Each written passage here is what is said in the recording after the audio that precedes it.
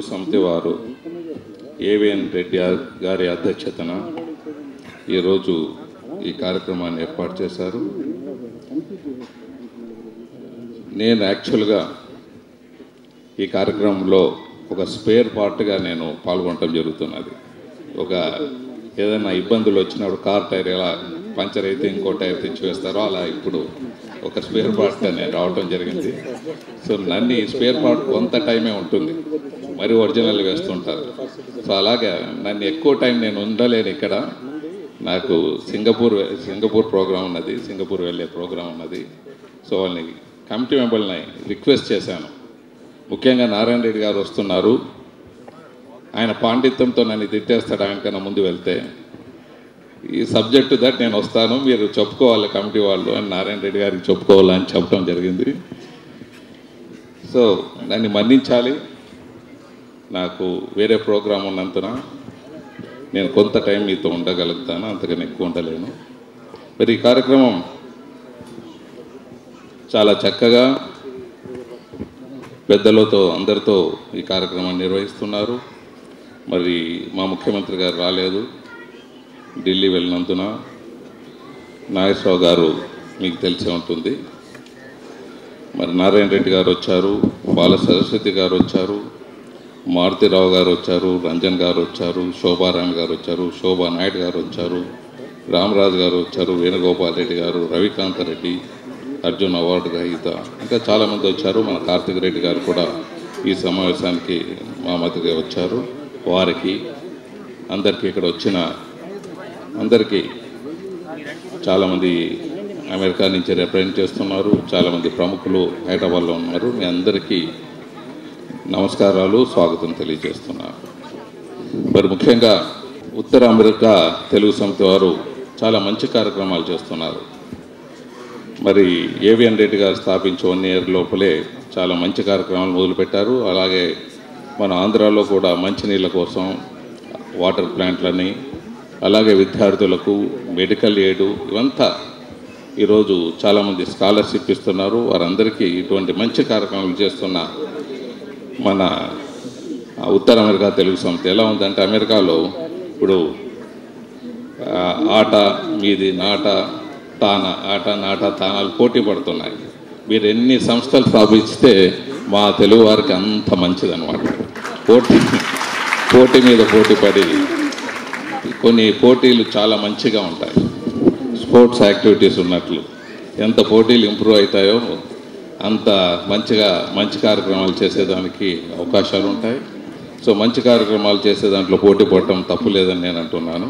చాలా మీ అందరికీ ముఖ్యంగా ఏవిఎన్ రెడ్డి వారి కార్యవర్గానికి ఇటువంటి మంచి కార్యక్రమాలు చేపడుతున్నందుకు వారికి మరీ మా రాష్ట్ర ప్రభుత్వం తరఫున ధన్యవాదాలు తెలియజేస్తున్నాం. ముఖ్యంగా నేను సెలవిచ్చేది ఏమంటే, ఇటువంటి మంచి కార్యక్రమాలకి డబ్బులు వెచ్చించడం చాలా బాగుంటుంది. కానీ కొన్ని సమయాల్లో ఏమవుతుందంటే, ఇటీవల కొన్ని సంవత్సరాల్లో రీసెంట్గా కొన్ని రాజకీయాల్లో కూడా ఎలక్షన్ డొనేషన్స్ ఇస్తున్నారు. ఆర్గనైజేషన్స్ అటువంటి మాట ఇప్పుడే మొదలైంది కాబట్టి అటువంటి కార్యక్రమాల్లో పోవద్దని రిక్వెస్ట్ చేస్తున్నాను. We are grateful to you. ఎందుకంటే అది రాజకీయాలని వదిలేయాలి. రాజకీయాలు పేరే ఉంది రాజకీయం అని. సో దాంట్లో దాన్ని వీలైనంత వరకు దాని జోలికి పోకుండా, నాటవారు ఇప్పుడే అధ్యక్షులు చెప్తున్నారు, పొరపాటున కూడా మేము పోము, దాని జోలికి ఇంతవరకు పోవడం అన్నారు. మరీ మీకు ధన్యవాదాలు తెలియజేస్తున్నాను. ఎందుకంటే ఒక మారు దాంట్లో వెళ్ళినారంటే సంస్థలు దెబ్బతినేదానికి అవకాశాలు ఉంటాయి. సో అటువంటి కార్యక్రమంలో పోకుండా మీ ఉనికిని చాటుకుంటూ సేవా కార్యక్రమంలో చేస్తున్నందుకు మరీ మీకు ధన్యవాదాలు తెలియజేస్తున్నాను. మరి అలాగే ప్రభుత్వం, రాష్ట్ర ప్రభుత్వం, కేంద్ర ప్రభుత్వం చాలా మంచి కార్యక్రమాలు ఉన్నాయి. హై స్కూల్స్ ఉన్నాయి, number of high schools, elementary school కానీ హై స్కూల్స్ కానీ 100% బిల్డింగ్స్ కన్స్ట్రక్షన్స్ చేసే రీతిలో ముందుకు వెళ్తున్నది. మరి అలాగే మీరు ఆ బిల్డింగ్స్ 100% కడుతున్నారు కాబట్టి మరి స్కూల్ బిల్డింగ్లకు మీరు పోయే పని లేదు. ఎక్కడ ప్రభుత్వం చేయకుండా ఉంటుందో, అంటే మామూలుగా ఏమవుతుందంటే స్కూల్ బిల్డింగ్లు కట్టేస్తారు, కాంపౌండ్ వాళ్ళని నిలిపేస్తారు, లేకపోతే కొన్ని దేళ్ళ పబ్లిక్ టాయిలెట్లు ఉండవు, కొన్ని దేళ్ళ వాళ్ళకు ఫ్యాన్లు ఉండవు. స్కూల్ హై స్కూల్స్లో దాంట్లో చాలా వాటికి ఫ్యాన్లు ఉండవు. మస్కిటో మెష్ ఉండదు, హాస్టల్స్ కడుతుంటారు, మస్కిటో మెష్ ఉండదు. లుక్స్ వెరీ సింపుల్, బట్ చాలా సహాయం చేసిన వాళ్ళు అవుతారు. హాస్టల్స్లో మెష్ వేసేయటం కానీ, అక్కడ ఆర్ఓ ప్లాంట్లు చిన్న చిన్నవి ఆర్ఓ ప్లాంట్లు సప్లై చేయటం కానీ, ఎక్కడెక్కడ ప్రభుత్వం చేయని కార్యక్రమాలు ఉంటాయో అక్కడ మీరు ఇన్వాల్వ్ అంటే నిజంగా మీరు వారికి సహకరించిన వాళ్ళు అవుతారని తెలియజేస్తున్నారు. ఇప్పుడు ఇంటర్మీడియట్ ఉంది, ఇంటర్మీడియట్లో మీరు ఫస్ట్ ఇయర్ పాస్ అయిన వాళ్ళకు మీరు స్కాలర్షిప్ ఇస్తున్నారు. It's very good, excellent. కానీ ఇంటర్మీడియట్ కంప్లీట్ చేసి డిస్టింక్షన్ వచ్చిన వాళ్ళకు మీరు స్కాలర్షిప్లు ఇచ్చే పని లేదు. ఫస్ట్ ఇయర్ ఉండే వాళ్ళకి ఇవ్వచ్చు మీరు, లేకపోతే 10th ఫస్ట్ క్లాస్లో పాస్ అయిన వాళ్ళకి మీరు ఇవ్వచ్చు. కానీ ఇంటర్ పాస్ అయిన వాళ్ళకు మీరు పెద్దగా స్కాలర్షిప్ ఇస్తే పెద్దగా అడ్వాంటేజ్ లేదు. ఎందుకంటే ప్రభుత్వం వాళ్ళకి సహకరిస్తూ ఉంది. అన్ని టెక్నికల్ కోర్సెస్లో ఫ్రీగా thousands of crores state government ఖర్చు పెట్టి ఫ్రీ ఎడ్యుకేషన్ పెట్టింది వాళ్ళకి. సో అక్కడ మీరు ఇవ్వటం పెద్ద సహాయ సహకారాలు ఉండదు. ఎక్కడ రాష్ట్ర ప్రభుత్వం చేయదో, ఎక్కడ కేంద్ర ప్రభుత్వం చేయదో అక్కడ మీరు ఇన్వాల్వ్ అవుతూ మీకు సహాయ సహకారాలు అందిస్తే అది నిజంగా పబ్లిక్ హెల్ప్ అయ్యే విధానంలో ఉంటుందని మరొకరు మీకు తెలియజేస్తున్నాను. దీంట్లో ఏమైనా మీకు suppose if you want to construct ఏదైనా హ్యాండిక్యాప్డ్ పీపుల్కి ఏదైనా ఒక బిల్డింగ్ కట్టాలనుకుంటారనుకోండి, స్థలం ఏదైనా కావాలంటే హ్యాండిక్యాప్డ్ కానీ, లేకపోతే ఏమన్నా కల్చరల్ అకాడమీస్ అట్లా ఏమైనా కట్టాలనుకున్నా, లేకపోతే మీకు ఇంకేదైనా కళలకు పోషించే విధంగా ఏమైనా మీరు బిల్డింగ్లు కట్టాలన్నా, హాస్పిటల్స్ ప్రభుత్వం చేస్తూ ఉంది. ఇంకా కొన్ని దగ్గర ఇంకా అంత స్పీడ్గా లేదు, స్కూల్స్ ఉన్నంత స్పీడ్ లేదు.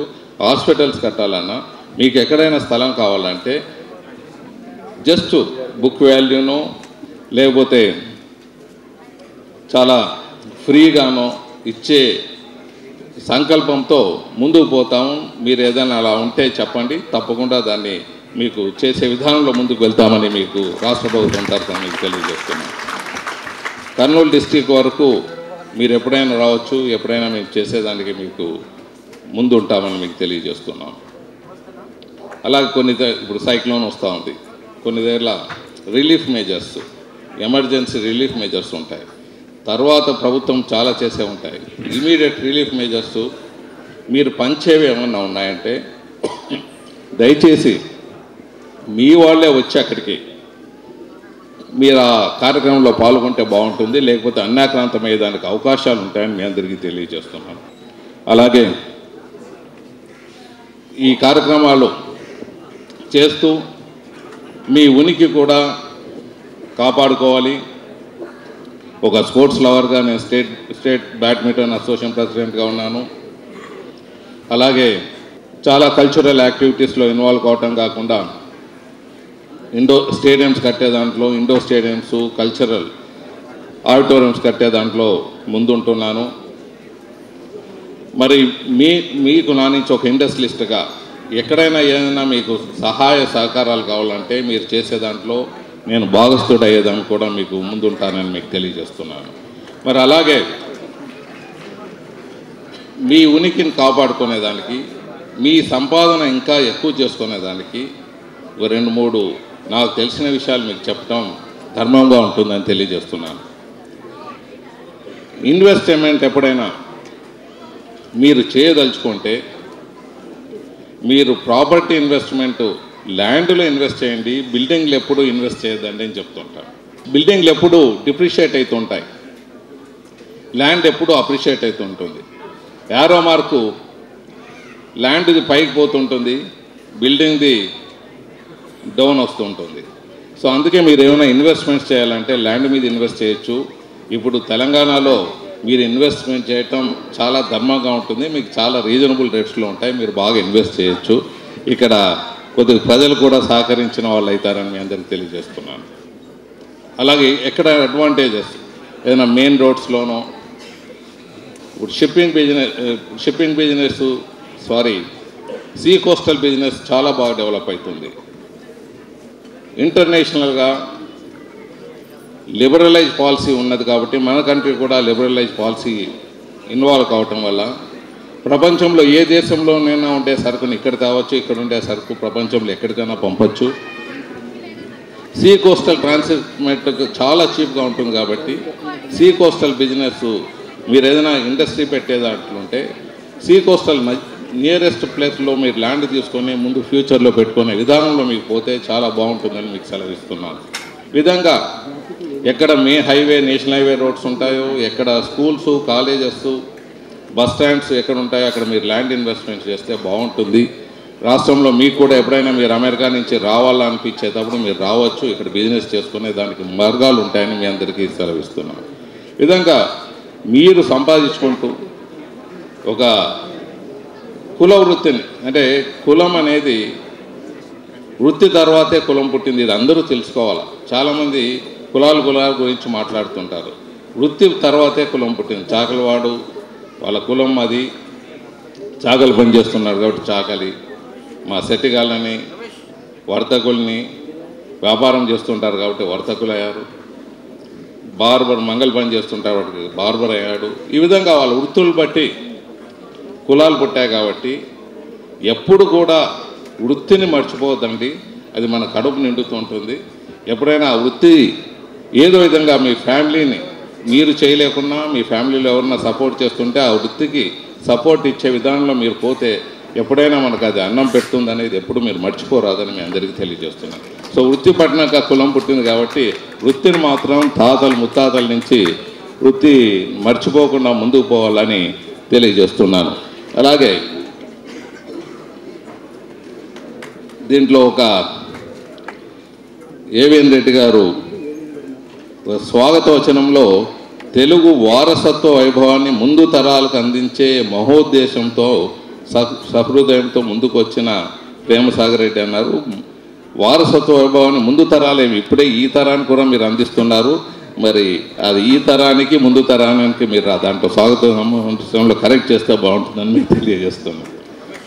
మరి ఇటువంటి మంచి కార్యక్రమాల్ని చాలా చక్కగా నిర్వహిస్తున్నందుకు, అలాగే మీరెప్పుడు చక్కగా సౌభాగ్యంగా ఉంటారో అమెరికాలో, అలాగే మీరెంత చక్కగా సౌభాగ్యంగా ఉంటారో ఇక్కడ మీ కుటుంబీకులు కూడా అంత తృప్తిగా ఉంటారు.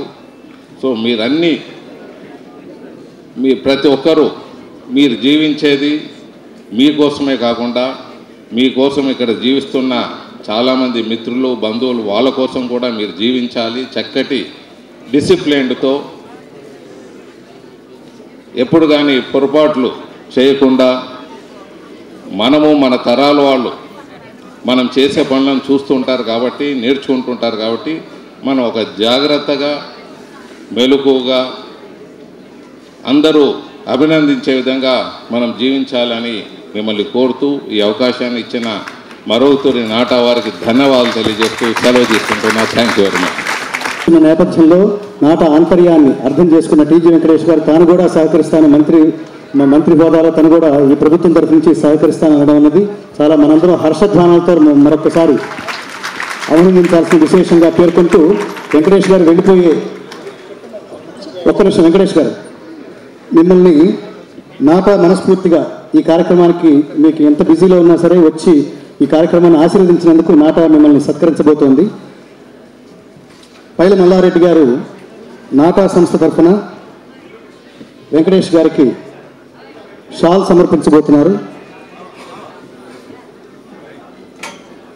మల్లారెడ్డి గారి శాలువాతో వెంకటేష్ గారిని సత్కరిస్తున్నారు. అలాగే నాటా సంస్థ అధ్యక్షులు ఏవిఎన్ రెడ్డి గారు మొమెంటో బహుకరించబోతున్నారు టీజీ వెంకటేష్ గారికి. మహేష్ బిగాల గారు బొకేతో వెంకటేష్ గారికి కృతజ్ఞతలు తెలియజేస్తున్నారు.